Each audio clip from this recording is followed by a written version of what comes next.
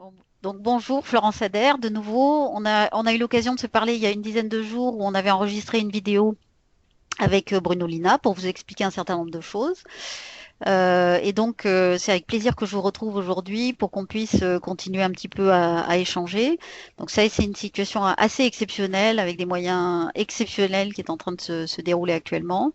On nous parle beaucoup de distanciation sociale et moi, je comprends ce terme, surtout en termes de distanciation physique, qui est très important parce que vous savez que ça commence à porter ses fruits et qu'on a l'impression que ça va un petit peu mieux au niveau du nombre des entrées et d'hospitalisation en France actuellement. Donc c'est une très bonne nouvelle, mais c'est surtout de la solidarité sociale qu'il faut actuellement. Et ça pose pour nous, concrètement à l'hôpital, la question de savoir comment on garde le contact avec vous et comment on peut vous expliquer ce qu'on essaye actuellement de faire. Alors certes, on est en situation de crise, donc toutes les heures comptent, les jours comptent, mais on peut le faire posément, je pense. Et l'idée, c'est de ne pas vous noyer avec des choses extrêmement compliquées, mais de vous expliquer au mieux de mes capacités ce qui se passe, ce qu'on essaye de faire et l'organisation qu'on a adoptée pour essayer de répondre à des questions qui aident à l'optimisation et à la prise en charge, à l'optimisation et la prise en charge des patients, concrètement au lit du patient, comme on dit à l'hôpital, au lit du patient et au quotidien. Donc, l'idée, c'est de effectivement pas subir cette situation ni individuellement ni collectivement. Et donc, c'est pour ça que je voulais vous expliquer un petit peu où on en était et vous expliquer d'abord la chose très importante, c'est que je suis pas toute seule dans cette aventure, loin de là. C'est une aventure collective qui mobilise surtout l'INSERM, qui mobilise aussi la Direction générale de l'organisation des soins, qui est partie prenante dans ce protocole, qui mobilise la NRS, qui a mis des moyens de façon à ce qu'on puisse bénéficier de leur aide, notamment pour tout le recueil des données autour des patients. Et puis, bien sûr, la NSM, c'est-à-dire nationale de sécurité des médicaments, qui est partie prenante dans ce projet. Ce qui est important aussi de dire, c'est que ce projet associe les firmes pharmaceutiques qui nous ont fourni, et je tiens à le préciser, gracieusement les médicaments. Et ça, c'est important, ce qui permet d'ailleurs un partenariat qui est optimale entre des agences publiques qui sont là pour prendre en charge les patients et mener la recherche et un secteur privé qui nous aide à conduire la recherche en situation de crise. Donc alors pourquoi effectivement il faut qu'on puisse dialoguer et pourquoi je suis là pour essayer de vous expliquer un certain nombre de choses, c'est parce que c'est la première fois peut-être dans l'histoire des épidémies qu'on est en capacité, des épidémies de dimension pandémique, c'est-à-dire que ça touche le monde entier, qu'on est en capacité de mener de la recherche, ce qu'on appelle en temps réel. C'est-à-dire qu'en même temps que l'épidémie progresse, nous testons des médicaments sur la base des données médicales existantes, c'est-à-dire qui ont été acquises antérieurement, afin bien sûr de discriminer au plus vite les molécules qui seraient efficace. Efficace, ça veut dire amélioration du statut clinique du patient, d'accord? Ou inefficace et qu'il ne serait pas la peine de proposer dans cette situation urgente. Alors, si vous réfléchissez bien, je suis sûre que vous avez ces notions-là qui sont des notions que tout le monde connaît. La grippe espagnole en 1917, c'est la première pandémie finalement qui a été pour laquelle il y a eu une répercussion mondiale et sur laquelle il y a eu de la communication. Et cette pandémie, on n'a rien pu proposer. La seule chose qui a été faite, en gros, c'est qu'à un moment, on a atteint une immunité de groupe et donc la pandémie s'est éteinte d'elle-même. Dans les pandémies ultérieures, si vous vous souvenez bien de la pandémie du VIH, certes, c'est pas du tout le même moyen de transmission, mais néanmoins, ce que vous avez bien vu et bien compris, c'est qu'il a fallu plusieurs années avant qu'on puisse avoir les médicaments. Et donc,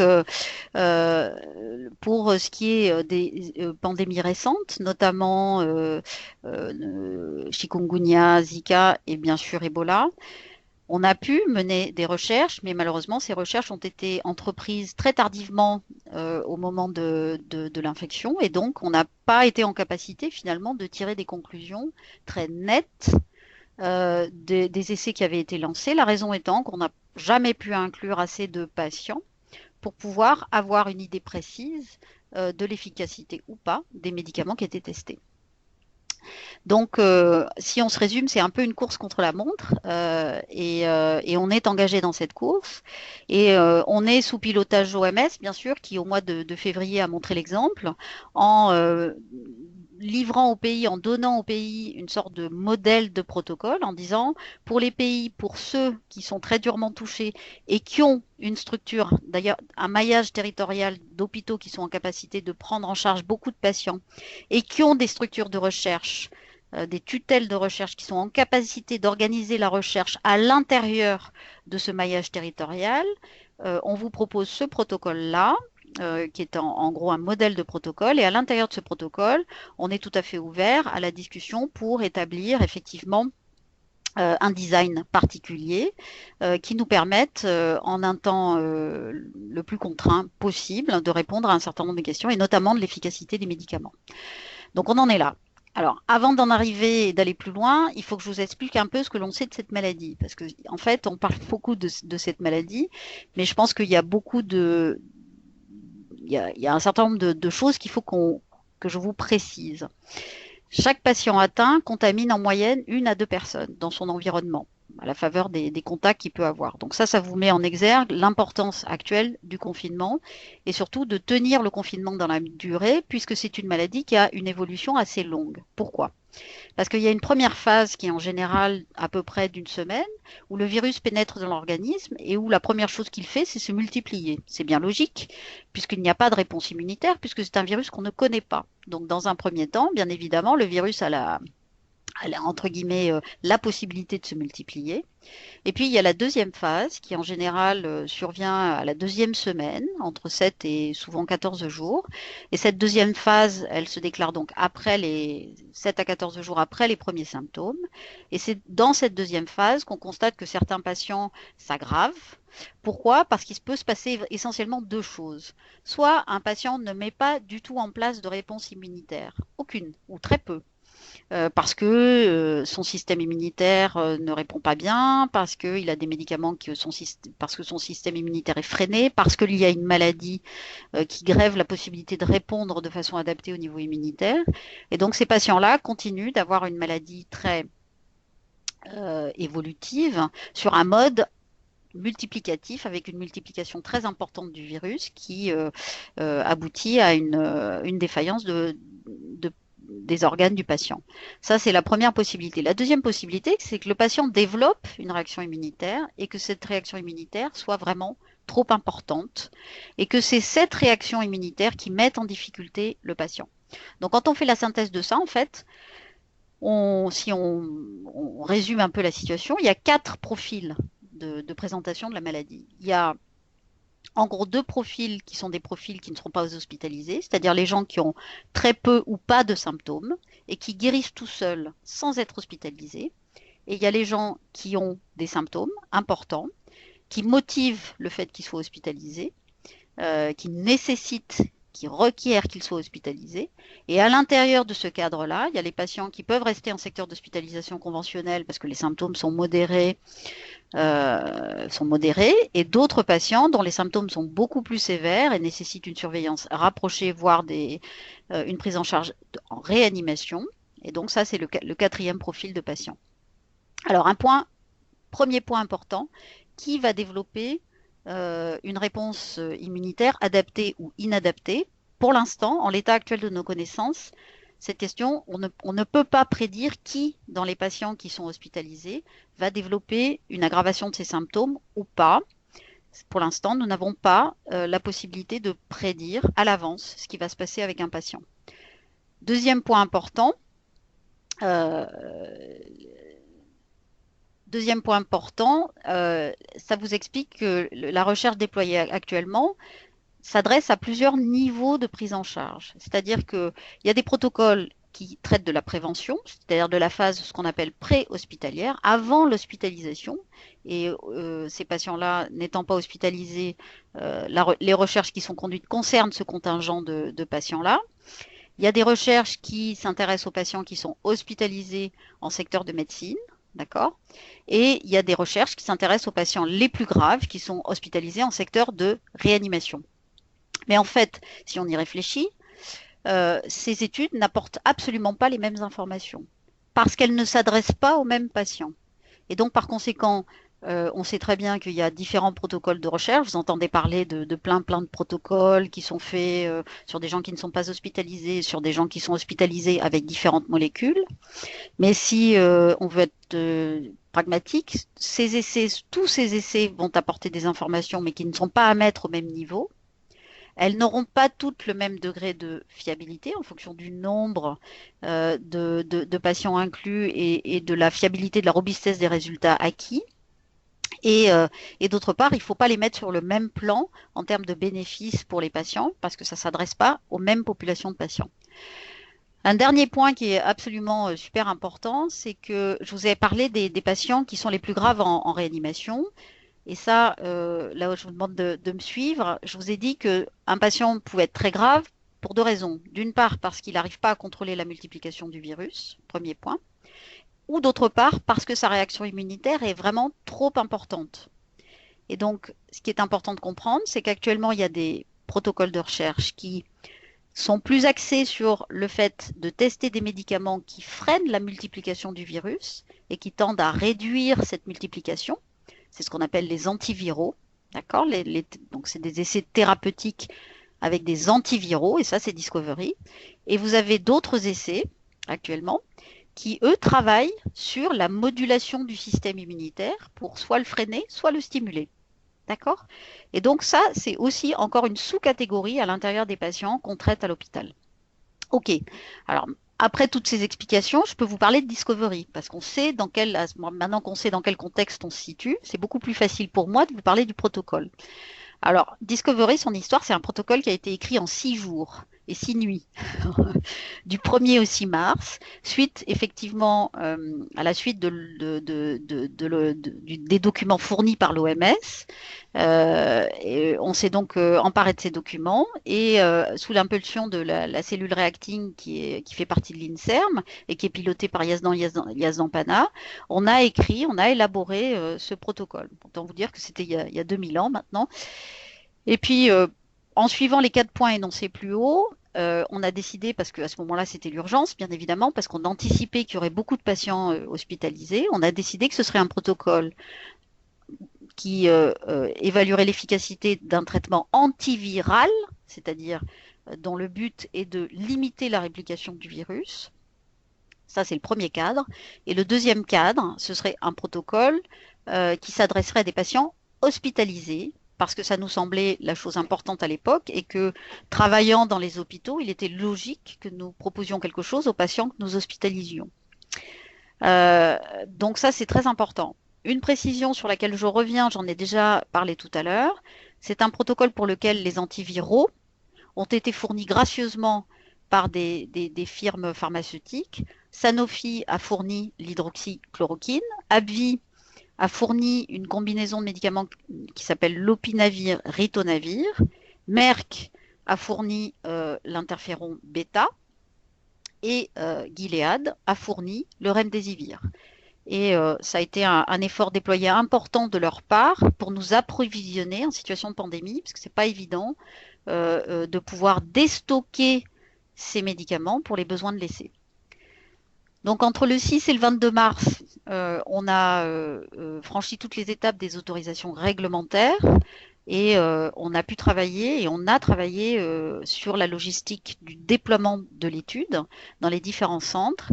Et sur cette phase, après l'écriture du protocole, sur cette phase de préparation, il y a à peu près une trentaine de personnes qui ont travaillé à ce protocole. Et enfin, le 22 mars, donc c'était un dimanche, on a pu inclure les premiers patients. C'était il y a maintenant 16 jours, plein. Et on a progressivement échelonné l'ouverture des centres en suivant la trajectoire de l'épidémie. Et aujourd'hui, au jour d'aujourd'hui, il y a 25 centres qui incluent activement des patients dans le protocole. Alors, durant cette période des 16 derniers jours, on a déjà inclus entre 530 et 540 patients. Ça évolue un peu d'heure en heure. Et nous prévoyons, comme il a déjà été dit, d'inclure 800 patients traités dans chaque bras, enfin dans 800 patients au total, avec une répartition dans les bras proposant un traitement antiviral. Comme vous le savez, ce protocole propose 4 bras de traitement. Ces 4 bras de traitement vont être comparés à ce qu'on appelle un standard of care, qui est un anglicisme pour dire un traitement avec des soins de support maximisés, c'est-à-dire le patient est pris en charge de façon optimale à l'hôpital. Et ça, c'est la façon dont on procède pour les essais dits randomisés, c'est-à-dire que quand on n'a pas la preuve de l'efficacité d'un médicament, le seul moyen de prouver le bénéfice de son utilisation, sa supériorité, on va dire, c'est de le comparer à la seule référence que l'on connaisse. Et en l'occurrence, ce terme générique, c'est standard of care.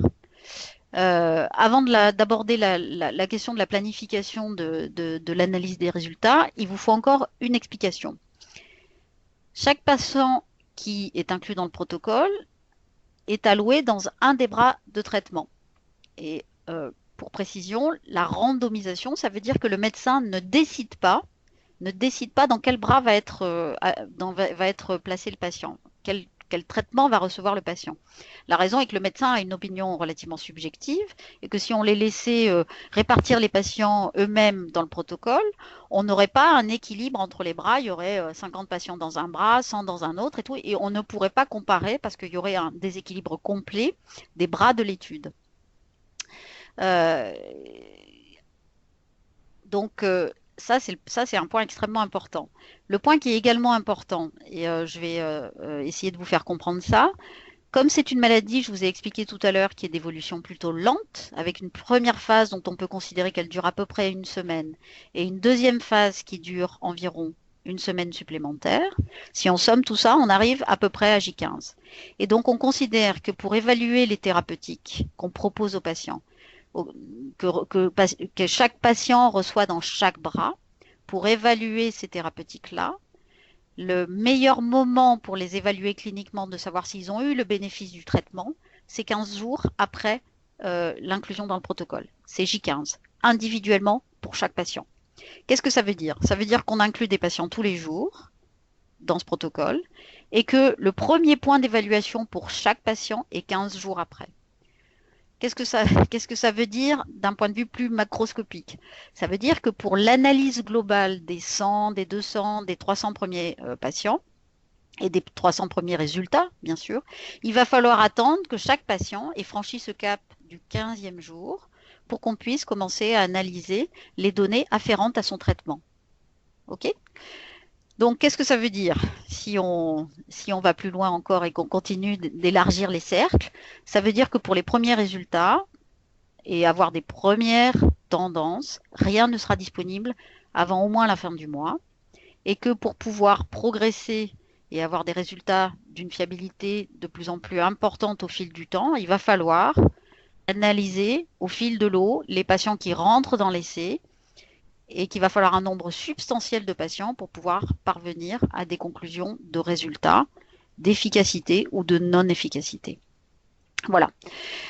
Un dernier point, et après j'arrête de vous embêter avec tout ça, un dernier point, c'est que pour l'analyse de ces résultats, ils ne seront pas menés ici à Lyon où ce n'est pas les médecins qui analysent entre guillemets les résultats, c'est des gens qui sont spécialisés dans la compilation et l'analyse de résultats de gros volumes dits de data, d'accord?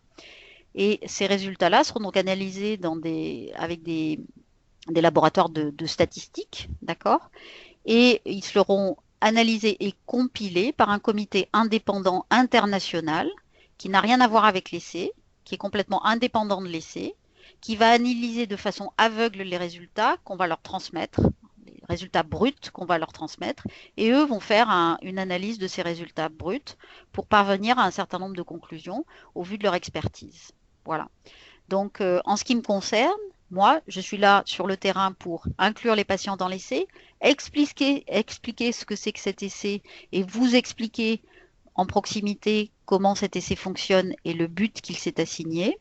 Mais néanmoins, je ne serai pas la personne qui vous délivrera les résultats, qui vous expliquera les résultats, parce que cette première phase d'analyse et de dissection, entre guillemets, des résultats sera faite par ce comité indépendant qui est branché, entre guillemets, au protocole, mais qui doit garder son indépendance, et ça, c'est très important. Voilà. Dernière chose, Je serais contente de revenir vers vous assez régulièrement pour que je puisse vous expliquer où on en est. Et voilà. Et j'espère que tout ira bien pour vous et je vous souhaite plein de bonnes choses et que tout aille bien pour vous et vos familles.